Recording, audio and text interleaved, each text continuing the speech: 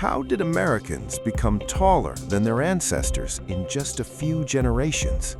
Same bloodline, completely different outcome. What really changed in the human story? Look closely at this contrast, a time when people in early Europe were noticeably shorter, and yet in modern America, generations appear significantly taller. Same human story, but something clearly changed. In the 1800s, many European communities lived in crowded conditions with limited food and harsh living environments. These early immigrants carried those physical limitations with them. Crossing the Atlantic was not easy. Only the strongest and healthiest often survived the journey. This silent filter began shaping early American generations. Arriving in America changed everything. Vast land, open space, and new opportunity created conditions very different from the old world. Food suddenly became more available.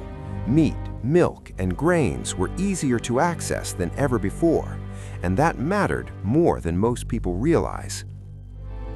Because when nutrition improves in childhood, the human body responds directly with growth. Height begins in the kitchen long before adulthood. A child's environment shapes their entire future. Better food, better stability, and better living conditions slowly translated into taller generations. Meanwhile, in Europe, crowded cities struggled with disease outbreaks. Illness during childhood often interrupted natural growth potential.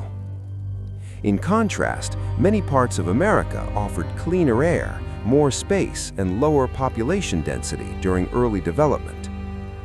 Then came industrial expansion.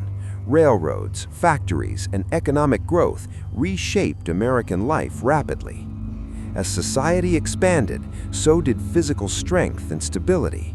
Workers became healthier over time compared to earlier generations. Strength wasn't just survival anymore. It became a foundation of daily life and labor. And something fascinating happened across generations.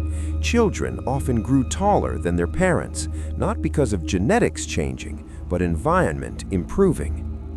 Schools, records, and health systems began tracking growth more accurately. A clear upward trend in height started to emerge. Nutrition remained the strongest driver. More consistent access to protein and calories created steady biological growth improvements. Healthcare advancements also reduced childhood illness, and fewer interruptions meant more energy for natural growth. Immigration also played a role. Those who migrated were often physically resilient individuals who helped shape early population averages. By the World War II era, America experienced massive industrial and social expansion.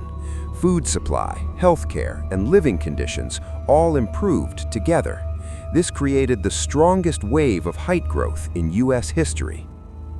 The post-war period brought prosperity. Suburbs expanded, nutrition improved, and childhood stability became more common. But in modern times, the trend slowed. Fast food culture, stress, and inequality began influencing health outcomes in new ways. Meanwhile, some countries like the Netherlands surpassed the United States in average height, showing that growth is not fixed or guaranteed. Science now confirms it clearly. Height is not just genetics.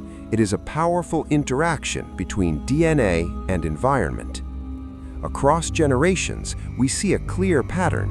When conditions improve, human potential expands. When they decline, growth slows.